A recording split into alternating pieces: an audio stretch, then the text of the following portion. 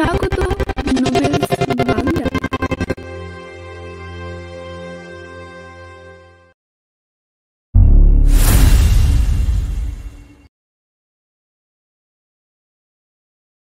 ইলিশের মরশুম শেষ হইয়া গেল। ধনঞ্জয়ের 3টি নৌকা ইলিশ মাছ ধরার কাজে লাগানো হইয়াছিল। একটিতে থাকিত সে নিজে, অন্য দুটিতে তার 2 ছেলে।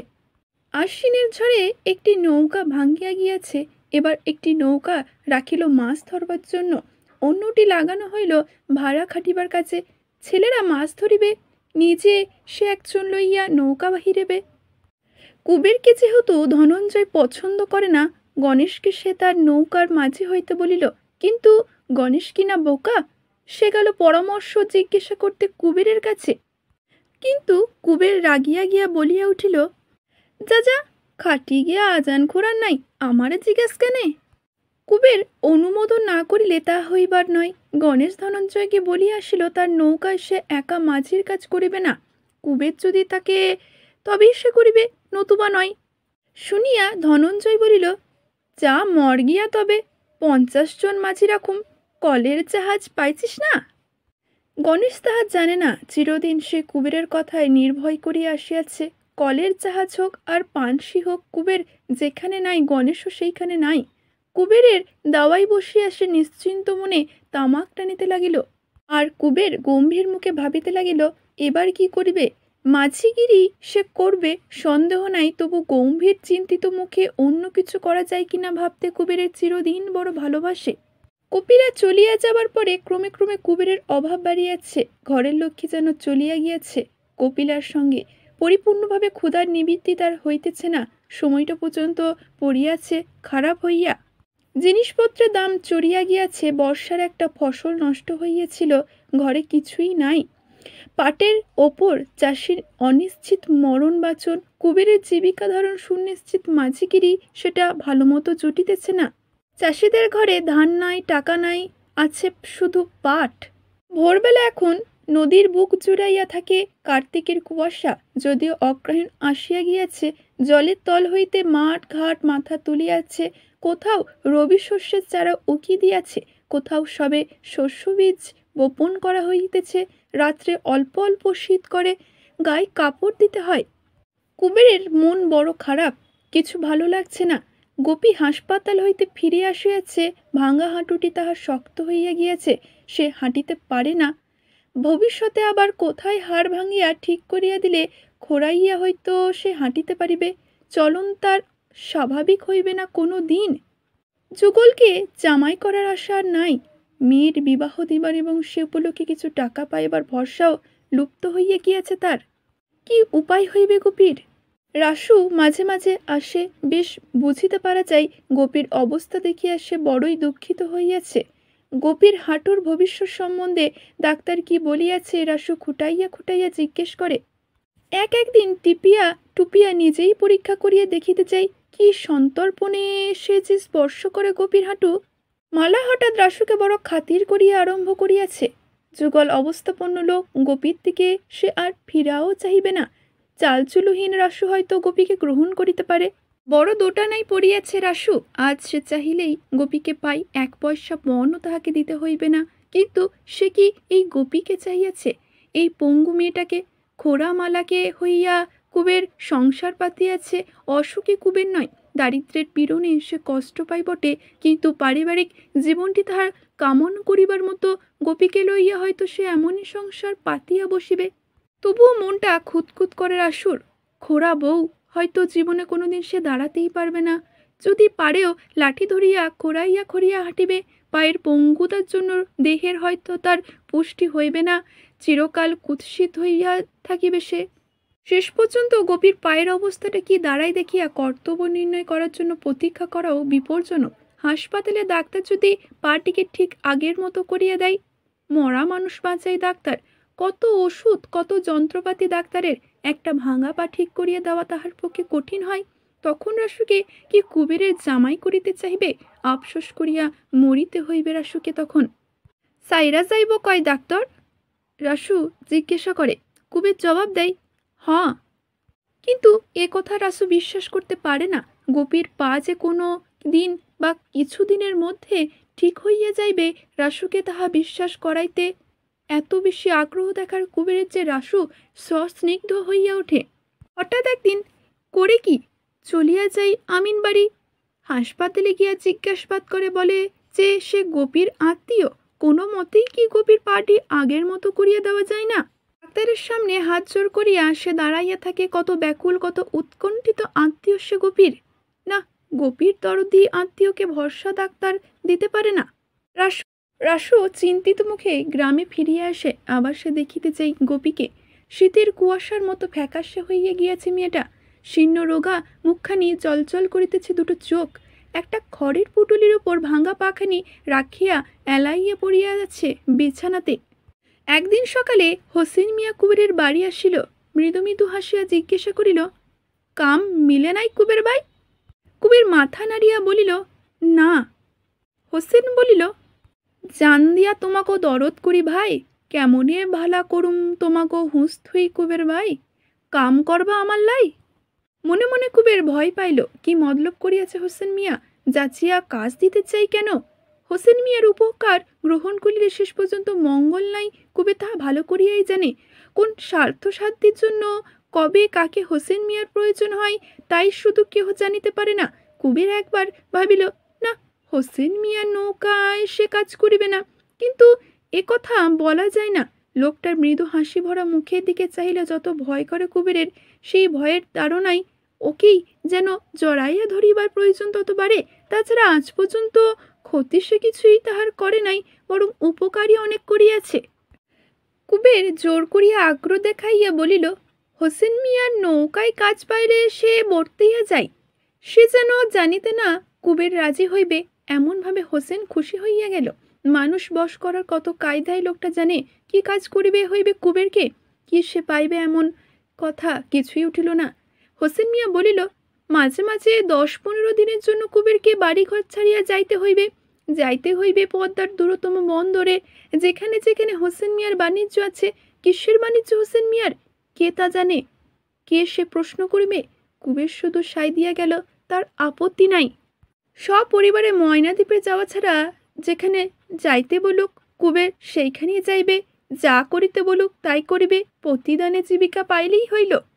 অন্যদিকে গণেশের কথা কুবেরের মনে পড়িতেছিল। তার জন্য ধনঞ্জয়ের নৌকায় সে এক কাজ নাই। আজ গণেশকে ফেলিয়া হোসেন মিয়ার নৌকায় কাজ নেওয়া কি তার উচিত হইবে? কুবের উসমুখ হইল। গণেশ কথাটা বলিতে গিয়া মুখ আটকাইয়া গেল। বন্ধুত্ব বজায় রাখিতে গিয়ে যদি তার নিজের কাজটা ফসকাইয়া যায়। তাছাড়া গণেশে হোসেনের মিয়ার খপ্পর আসিয়া পড়িলে এটা কুবেরের ভালো লাগিতেছিল না। তবু গণেশেরও একটা উপায় হওয়া চাই। ঢোক গিলিয়া কুবের জিজ্ঞাসা করিল, মানে গণেশকে নিতে পারে না হোসেন মিয়া? গণেশ বলবান পাকা মাঝি গণেশ, বুদ্ধিটা একটু ভোতা বটে, কিন্তু জেলে পাড়ার ওর মতো লটি বা লগি ঠেলিতে দাঁড় টানিতে আর কেহ পারে না। হোসেন বলিল, ডাইকা আনবা গণেশ রে অখন? যাও, বাতচিত কইরা যাই। কুবের অনিচ্ছার সঙ্গে উঠিয়া গেল। হোসেন মিয়াকে একা বাড়িতে রাখিয়া যাইতে তাহার ভরসা হইল না। গণেশকে নিয়ে ফিরিয়া আসিয়া সে দেখিল ইতিমধ্যে সংবাদ পাইয়া আমিন উদ্দিন আসিয়া হোসেন মিয়ার কাছে বসিয়াছে। আমিন উদ্দিনকে দেখিলে চিনিতে পারা যায় না। কয়েকদিন আগে জহরের ছেলের সঙ্গে মেয়েটার সে বিবাহ দিয়াছে। স্ত্রীপুত্রের অপমৃত্যুর পর এত তাড়াতাড়ি বিবাহ দিতে সকলে তাহাকে বারণ করিয়াছিল। কারো কথা সে শুনে নাই। যেটুকু বন্ধন ছিল তাও সে অধীর হইয়া চুকাইয়া ফেলিয়াছে। এবার সে কি করিবে সেই জানে।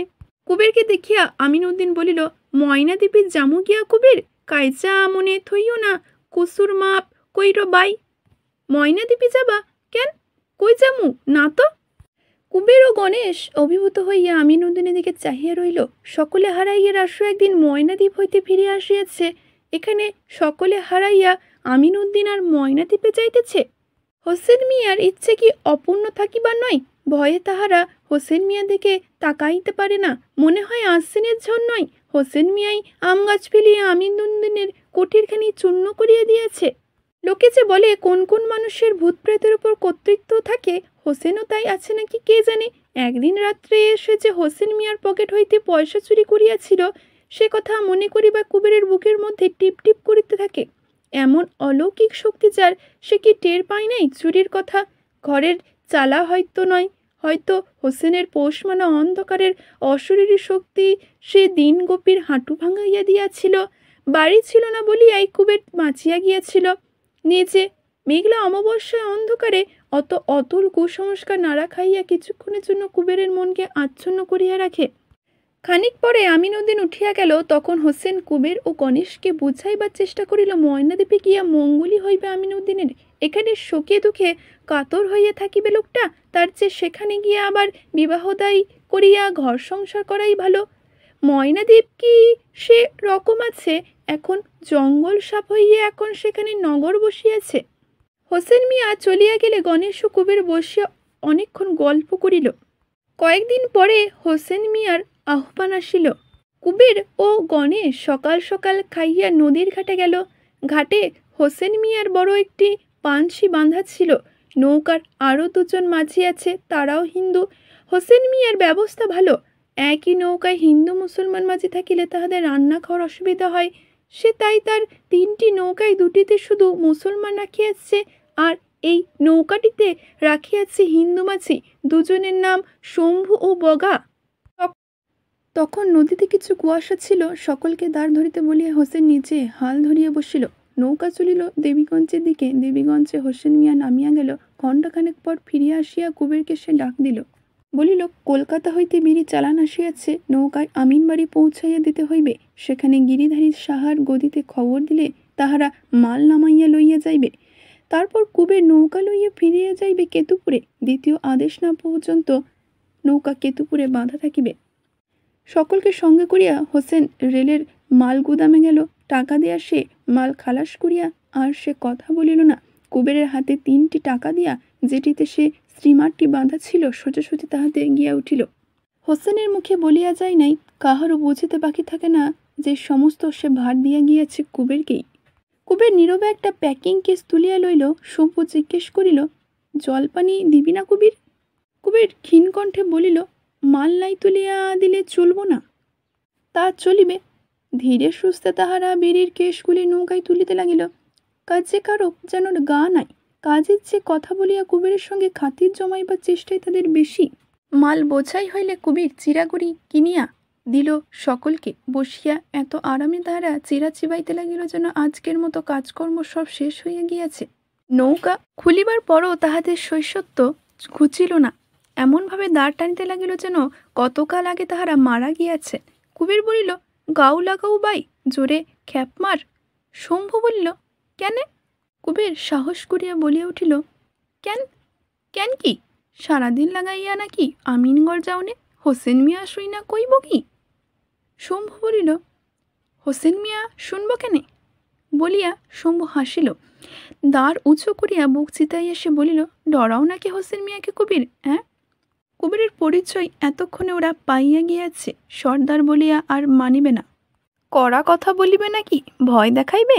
ওরা অবশ্য চটিয়া যাইবে, কিন্তু তাতে কি আসিয়া যায় তার? স্বয়ং হোসেন মিয়ার সে প্রতিনিধি। তবু জোর করিয়া কুবের কিছু বলিতে পারে না। যেটুকু বলে সকলকে হাসিয়া উড়াইয়া দেয়। নৌকা অগ্রসর হয় মন্থর গতিতে। আমিন বাড়ি পৌঁছিতে বিকেল হইয়া গেল। গিরিধারী সাহেব দোকানে খবর দেওয়া হইল বটে, কিন্তু সেদিন মাল খালাস করিতে কেহ আসিল না। রাত্রে হোটেলে খাইয়া কুবের নৌকায় শুইয়া রহিল। শম্ভু ও বগার সঙ্গে শহরে গিয়া গণেশ যে কোথায় রাত কাটাইয়া আসিল, সকালবেলা বারবার জিজ্ঞেস করিয়াও কিছু জানা গেল না। রহস্য কইরা 3 জনে তাহারা হাসিতে লাগিল। মনে মনে বড় রাগিয়া গেল কুবের। এ কি তামাশা জুড়িছে গণেশ তাহার সঙ্গে? আজীবন যে নির্ভরশীল বোকা লোকটা তাহার তোষামত করিয়া আসিয়াছে, সঙ্গদোষে একদিন সে এমনভাবে বিগড়াইয়া গেল। একটু বেলার দোকানের লোক আসিয়া মাল লইয়া গেল। কুবের অবিলম্বে নৌকা ছাড়িল। খেতুপুরের কাছাকাছি আসিয়া দূর হইতে দেখিল ঘাটে হোসেন মিয়ার সবচেয়ে বড় নৌকাটি বাঁধা রহিয়াছে। দেখিয়া কুবেরের মুখ শুকাইয়া গেল। এত দেরি করার জন্য না জানি হোসেন মিয়া তাহাকে কি বলিবে। শম্ভু এবং বগাও হঠাৎ অত্যন্ত বাধ্য ও কর্মঠ হইয়া গেল। খাটের কাছে আসিয়া দাঁড় পড়িতে লাগিল। ঝপাঝপ গতি বাড়িয়া গেল নৌকার। হোসেন মিয়া নৌকার সামনে বসিয়া তামাক টানিতেছিল। হইচইয়ের মধ্যে জড়সড় হইয়া বসিয়াছিল একটি নগ্ন দেহ বছর 40 বয়সের পুরুষ, 2টি মাঝবয়সী রমণীয়, 3টি ছোট ছোট ছেলে মেয়ে।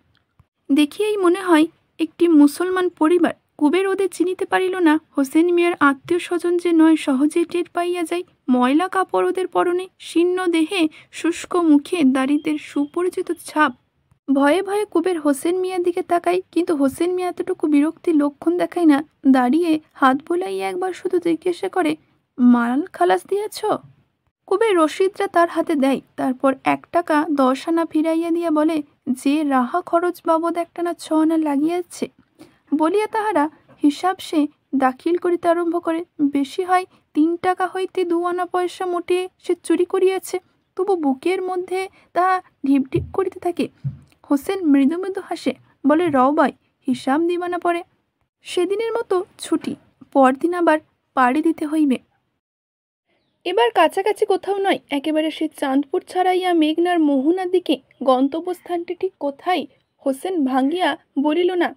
কুবেরের প্রশ্নে মৃদু মৃদু হাসিয়া জবাব দিল, ব্যস্ততা কিসের, চাঁদপুর গিয়া কুবের নোঙ্গর ফেলুক, ঠিক সময় সেখানে হাজির হইয়া হোসেন স্বয়ং নৌকার ভার নিবে, বলিয়াই দিবে কোন কোন পথে তাদের চলিতে হইবে, কোথায় ইয়া শেষ হইয়া যাইবে। এবার মাল নয়, মানুষ যাত্রা।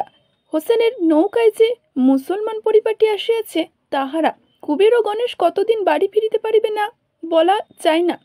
বাড়িতে খরচা দিয়া যাওয়ার জন্য হোসেন দুজনকে 5টি করিয়া টাকা দিল। বাড়ির পথে গণেশের সঙ্গে কুবের কথা বলিল না, বড় সে চটিয়া আছে গণেশের ওপর। গণেশ সঙ্গে সঙ্গে চলে, এ কথা সে কথা বলে, কিন্তু কুবের নীরব হইয়া থাকে, মুখ ফিরাইয়া চাহিও দেখে না।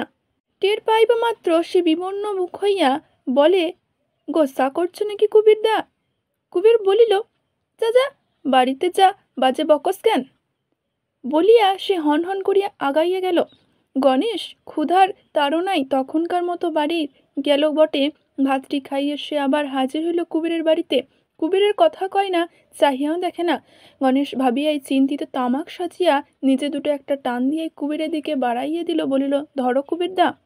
গণেশ প্রায় কাঁদো কাঁদো হইয়া বলিল, কি বা করো কুবের দা, জামু গিয়া কইলাম আর আমু না। তখন তাকে ক্ষমা করিয়া কুবের জিজ্ঞাসা করিল, কাইল রাতে ছিলি কই?